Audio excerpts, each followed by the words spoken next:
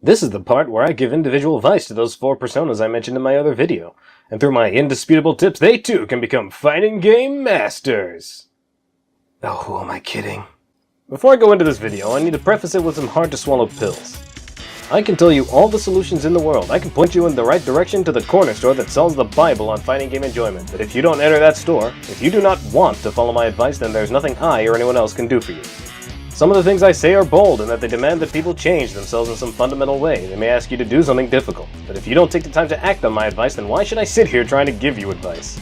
And that is not to say that my word is to be taken as gospel. It's definitely not. I have the capacity to be wrong. I have been wrong about many things in my lifetime. This is mainly for the people who may heed this advice and either do a half-assed job of following it, or ignore it entirely and wonder why there's no improvement. But at the very least, if you give my advice a try, then you've already mastered one piece of advice that is universal for all personas. And that's that you put in some effort, and that goes a long way. With that depressing note done and dusted, let's go over the advice for our first persona, good ol' Larry. If you haven't watched my Enjoying Fighting Games video, I suggest you do to get a more in-depth idea of the Larry persona. If not, I'll give a brief summary here. Larry is a player who seems to know what they're doing, but struggles or panics in a live match, and often messes up his execution. My first piece of advice for Larry would be to calm down. Yes, fighting games are fast-paced, but that doesn't mean you need to think as fast as the game goes. To think at that speed is impossible. If your opponent realizes you are uncomfortable, they're going to seize the opportunity to attack you while you're at a disadvantage. So start with being able to calm yourself down in a fast-paced environment. You could practice this by playing against a high-level CPU, and just try to think clearly while the CPU tries to attack you. My second piece of advice would definitely be to practice your inputs. You have issues in execution and often do things you are not intending to do. Hop into training for a little bit so you can do some special move practice. If it's getting them in on a long combo string, practice getting the combo done consistently until you no longer have to think about doing the combo. This will commit the feeling of performing that combo to memory, and it's less to think about while fighting a human opponent. Finally, if it's your first fight of the day, don't be afraid to take a hand warmer. What I mean is hop into either training or the lowest level CPU you can think of, and just get yourself adjusted to the controls. This is so that you are not having to remember them halfway through your play. The general idea I'm going for with this advice is that your thinking is getting in the way of you performing, so you should focus on getting as comfortable as possible so you can reduce the strain on your execution. The more you can act instinctively, the better. Despite this, try not to leave all of your actions to instinct. This is called autopiloting. What this means is that you'll act entirely on muscle memory, which will start to display habits to your opponent, and you'll get punished heavily for it. The end goal is to have a balance, to let your mind strategize and your body execute. Next up is the fiery and passionate Spike, the action lover. Once again, a short summary if you haven't watched the other videos. Spike is someone you'd expect to like action-packed fighting games, but for whatever reason doesn't play them. The main barrier for Spike may have one or both of the following things. Number 1, Spike has a winner's complex. Unless he's winning, he doesn't find value in what he's doing.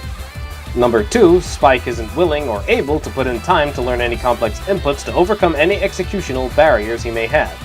Sadly, barrier number 1 is difficult to have when you're playing any kind of competitive game. The easy answer would just be to tell you not to participate in any kind of competitive environment. But telling someone with a competitive nature to not do anything competitive is like telling someone who likes eating meat to become a vegetarian. The journey of self-improvement is paved with failures. You aren't going to be able to play a fighting game without losing. Just like you won't be able to play a card game without losing, or a MOBA without losing. It's okay to want to win. People enjoy winning. What is not okay is to abstain from something because you are not doing well at it from the get-go.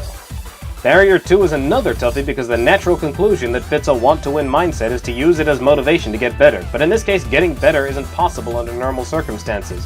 And if you aren't willing to improve yourself, then what's the point in trying to play? But if you can't improve yourself, then how do you go about trying to get better?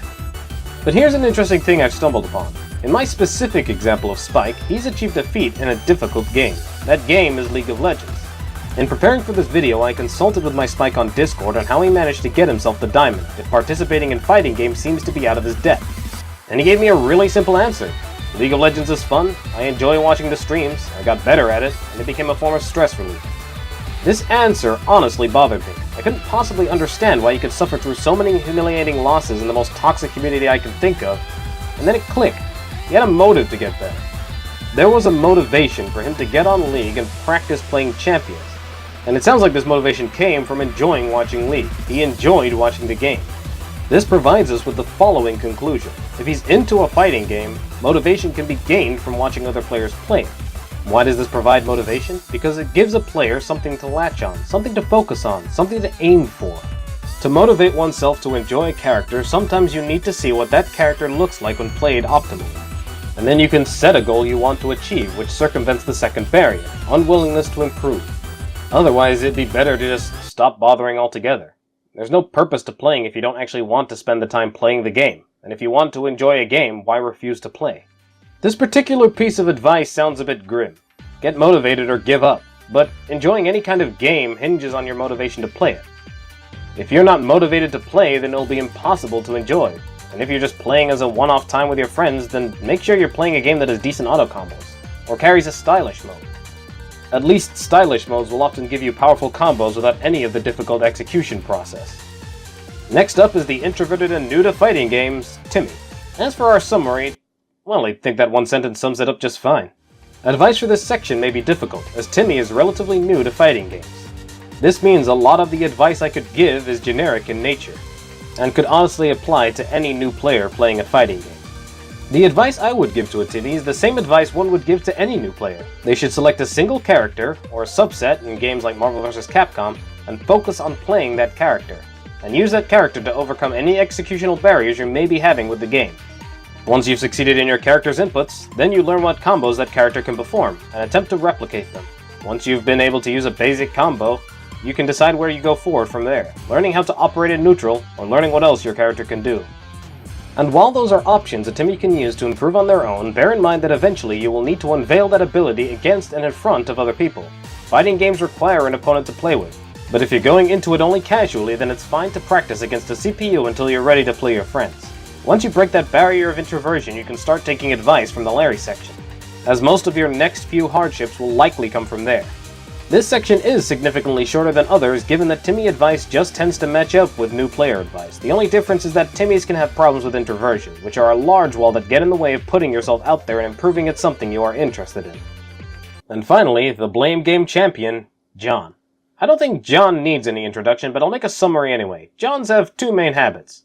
They either accuse the game of being dysfunctional when they are punished for a mistake, or they attribute their loss to their opponent's alleged dishonorable strategy, either through simply playing better or the John's own struggle against specific characters. Sometimes they aren't as bad as the two above examples, but would still rather limit the characters they play against because they're unfun to play against.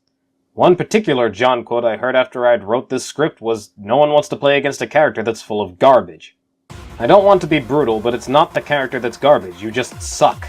In a one-on-one match, you against your opponent, only you are responsible for your loss. Any lack of knowledge, any lack of understanding that results in your loss is entirely your fault as a player. Making excuses will only cheat you out of any possible improvement you could have gained from that loss, but you've got no one else to blame but yourself. Grow a pair and find a way to beat that character you hate so much. You'll find the unfun factor disappears once you stop whining and actually do something about it. Don't expect other people to cater to your lack of ability. Discard your notions of game flaws, discard your ideas of not wanting to play against certain characters. If you're going to play a fighting game, you are in for the game, and no one except yourself is going to abide by your restrictions designed to cater to no one but yourself, or the people that do find something new to piss you off with. If your goal is to improve, you need to change your mindset. You need to think about how you can do better. If you yourself don't understand, then grab a friend and play a few rounds with them. Ask them what is causing your struggle, and then try to fix that problem. If that problem happens to be execution struggles, then you just need to invest some effort into mastering that execution. You can't expect the game to just bend to your will. If your super isn't coming out, then it's likely that you're doing the input wrong, not that the game is failing to recognize it. If your problem is complex button inputs, then consider changing your controls to fit a comfortable playstyle. I'll go over the importance of controls in another video, but each player has the ability to alter their controls in a button configuration screen. I have yet to encounter a fighting game that doesn't let me alter my controls. I'm sorry if this advice seems a little harsh, but it's the most demoralizing thing to be in a position where you have to deal with a John at full throttle, because ultimately people either cave in and nerf themselves to suit you, or they will stop playing with you altogether because they wanted to play the game they paid for, not some watered-down version of it that came as a result of your unwillingness to adapt. There are solutions for you. You just need to get out of this mindset that you must be accommodated to have fun. It's not your job to fix the flaws of the game by imposing a false set of rules. It is your job to fix your own flaws, starting with this self-destructive mindset.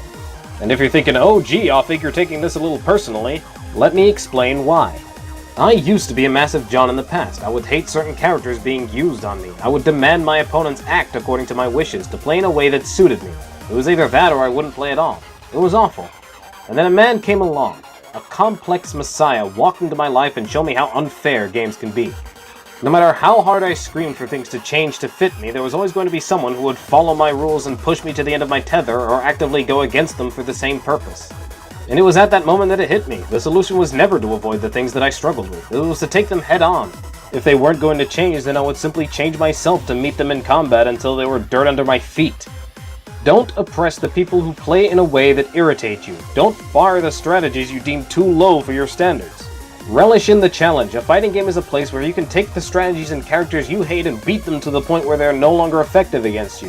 If you know a strategy or character is difficult to fight, demand that those strategies or characters be played against you so you can break those that dare to use them against you in 2. Hey guys, I'm Afe, and this was individual advice to my 4 personas, but can also apply to anyone you know who is similar. If none of this advice applies to you, worry not, I'll have other videos out soon that are universally applicable and that anyone can enjoy. Until then, I'll see you next round.